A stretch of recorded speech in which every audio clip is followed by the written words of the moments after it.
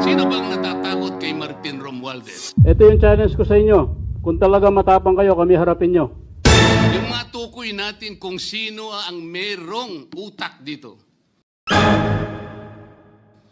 Na ngayon po ay unti-unti na pong naihayag. Sino bang natatakot kay Martin Romualdez?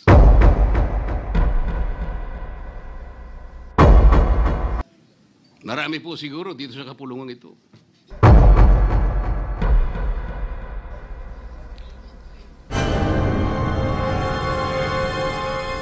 Pero hindi ako natatakot kay Martin Romualdez.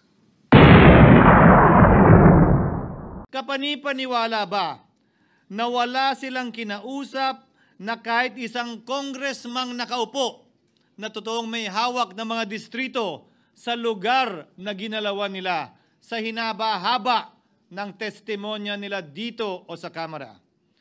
Banggit sila ng banggit, name drop sila ng name drop ng pangalan ng senador. Maski na klaro naman kung inyong papakinggan na wala silang masabing direktang nakausap o binigyan ng anuman.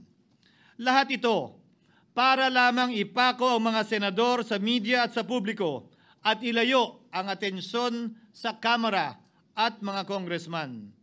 Bakit nga ba? Dahil tila mas malaking isda, ika nga, mas mataas, mas kilala ang mga senador kumpara sa congressman? Umaasa sila na maiibsan ang galit ng tao sa kanilang mga anomalya ukol sa flood control at tuluyan na silang makakatakas mula sa anumang pananagutan. Isang tao lamang, Ginoong Pangulo, ang nasa likod ng script at sarswelang ito. Siya ang dahilan ng kaguluhan, pagkakaaway-away, pagkakawatak-watak na ngayon yumayanig sa ating bayan, maprotektahan lamang ang sarili niya.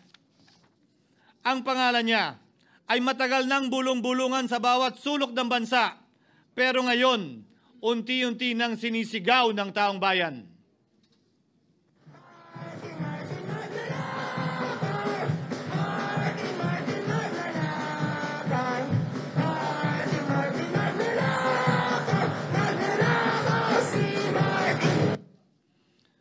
Pero Ginoong Pangulo, minamahal kong kasamahan, bakit tila sa Kamara, dito mismo sa Senado at sa ilang media ay hindi pa din nila kayang sambitin ang pangalan niya?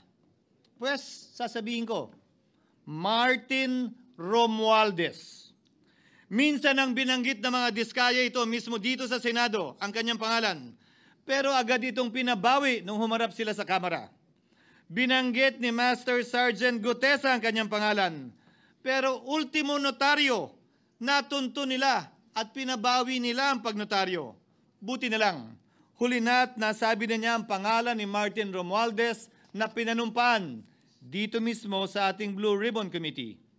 Hindi ba't si Ginoong Gutesa, hindi ba't si Sergeant Gutesa lamang, ang bukod tanging testigo na walang kinalaman, hindi sangkot sa flood control issue, walang hininging immunity, deal o proteksyon kapalit ng kanyang pagtestigo.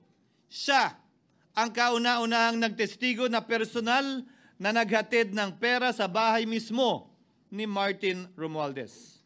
Ang salaysay niya, Ginoong Pangulo, ay kumpirmasyon ng matagal nang isinisiwalat ni Congressman Chanco at Mayor Magalong kung sino ang ulo sa paglilimas sa kaban ng bayan na ating naririnig na rin. 13,803,693 with Congressman Saldico as proponent. For the record, ang binabanggit po nating Representative Elizaldico, siya po yung chairman ng House Appropriations Committee. Wala kaduda-duda yan. Ito nga, hirap na hirap silang banggitin pa yung isa sa mga mastermind nila dyan, si Saldico, hirap na hirap pa silang banggitin. May isa pang mas mataas sa kanya? Hindi naman gagalaw yun kung walang... Siyempre, hindi naman gagalaw yun kung walang pahintulot yung mas mataas sa kanya. Which is the House Speaker.